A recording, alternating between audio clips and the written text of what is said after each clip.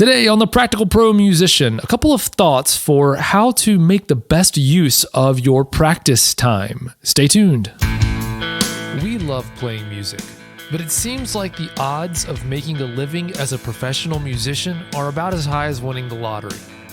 So the big question is this: how do musicians like us, with jobs, families, and responsibilities, get from where we are today to making a practical living playing music we love? Well, my name is Daniel Hadaway, and this show will give you the answers. This is the Practical Pro Musician.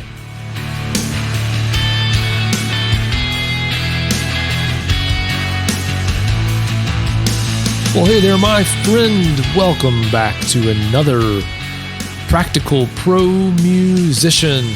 My name's Daniel. I'm so happy that you're here once again to join me as we talk about music, making a living out of music, making a career out of music, and just getting started, kind of what those steps should be, things like that. And today I wanted to talk about something that I thought was kind of interesting. So a little backstory on this. My son, we had this thing set up with him where we were trying really hard not to have him play video games constantly, or like we try as much as we can, like if we're out in public, like at a restaurant or something, that he sit and he has a conversation with us. He doesn't, we don't give him one of our phones and let him play games on the phone, or we don't give him like, an iPad or anything like that in public. Nothing wrong with people who do that. I definitely sometimes wish that we we weren't so strict about that. But he's 7, by the way. So as I'm recording this. So anyway, we try to limit that stuff as much as possible. And so one thing that we do is we started this a couple of years ago when he started discovering the Xbox and all that kind of stuff at home. He wanted to play it because it's fun. Is we started this thing where we pay him money for certain tasks around the house. We have things that are called chores, which are things you don't get paid for because you're part of the family and you just do your job, just like we all do. And there's other things that we don't mind doing ourselves, but if he chooses to do them, he can earn money. So things like unloading the dishwasher, or remembering to feed the dog both times of the day that we feed the dog, things like that, taking the trash out. There's other things he has to do always, like cleaning his room. He doesn't get paid for cleaning his room. His room is supposed to be clean, so that's just part of being a human being in this family. Is you keep your room clean.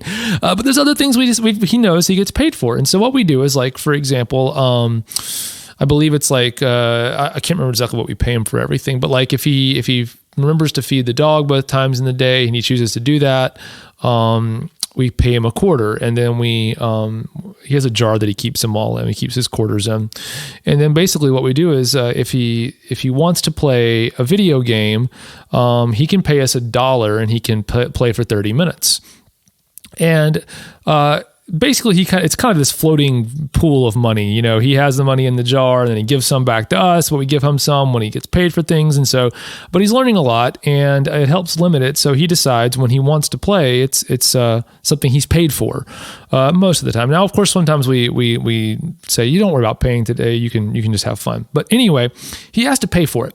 And he knows that we set a timer. So if he's playing a sports game, we've kind of figured out, like if he's playing like a Madden football game, we figure out we know how long the quarters need to be set, in the game. Or like if he's playing FIFA, a soccer game, we know how to set how long the halves are, things like that, to kind of make it where it's 30 minutes. But other games, so it's kind of more open-ended, like a Mario game or something like that, we'll set a timer. And so that's just kind of how things work with us. But he knows that he's got limited time. And sometimes we'll give him extra time and stuff like that. But the other day, he asked if he could pay to play. That's what he says. He says, "Dad or Mom, can I pay to play?" And we say, "Yeah, you can. That's fine." And so he's like, "Great." So he goes and gets 4 quarters and gives them to us, and then he will turn on the video game console and do whatever it is.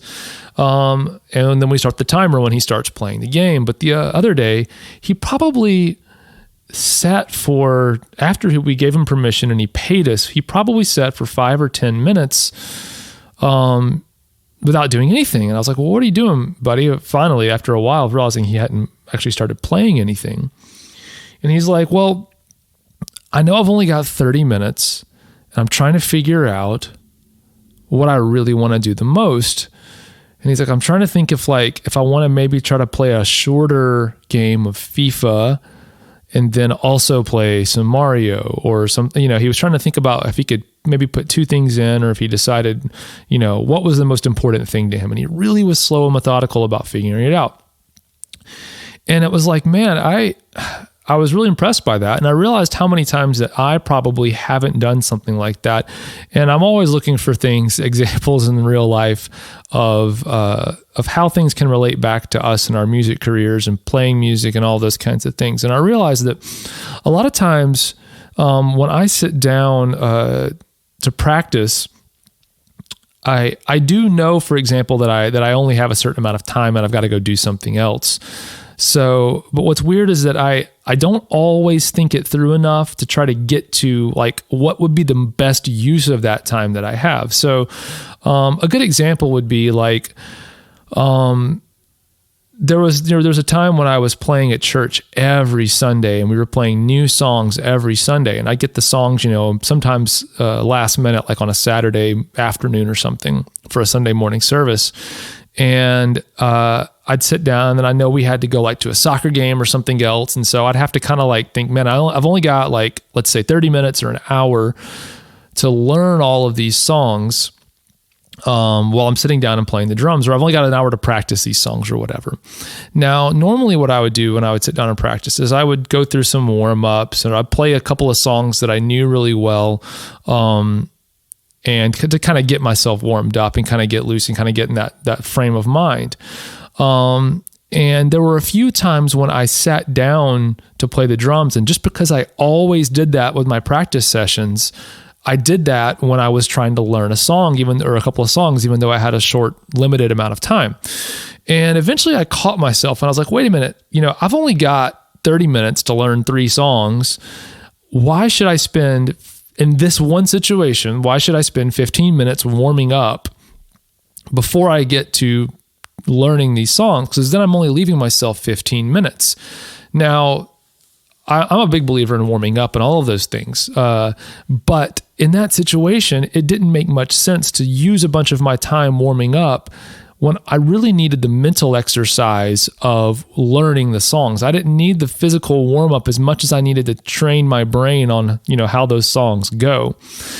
And so I started shifting when I had a time crunch with learning songs. I shifted what I did in my time to make it the most efficient use of my time. And so it's kind of like what our son does with the video game now. When he knows he's got a limited amount of time, he really thinks through what's going to be my best use of this time, knowing that it's limited. And so I just want to encourage you today, the next time you practice, unless it's open-ended, but I also always want to encourage you to look at the time that you're going to spend, the time that you do spend practicing your craft, and start kind of thinking outside the box and start asking yourself tough questions like, okay, do I need to always do the same thing first and then second and then third? Am I actually getting myself stuck in a rut? Is it going to be better for me if I maybe change things up from time to time, or I don't do things in the same order? Or do I need to stop doing certain things in my practice routine because it's become just that, a routine? And start really looking at the time you spend practicing and trying to figure out what the best use of your time is, especially if there's more context to it, like you need to learn a bunch of songs for a gig, or you have a limited amount of time because of other responsibilities or other commitments. All of those kinds of things are very important. And so you need to think things through before you get started. Of course, don't waste too much time thinking, because then you'll just eat into your practice time as well. All right. So thanks for joining me this week. I'm so happy that you could, and I look forward to our time together next week. My name's Daniel, and thank you so much for joining me here on The Practical Pro Musician. Bye for now.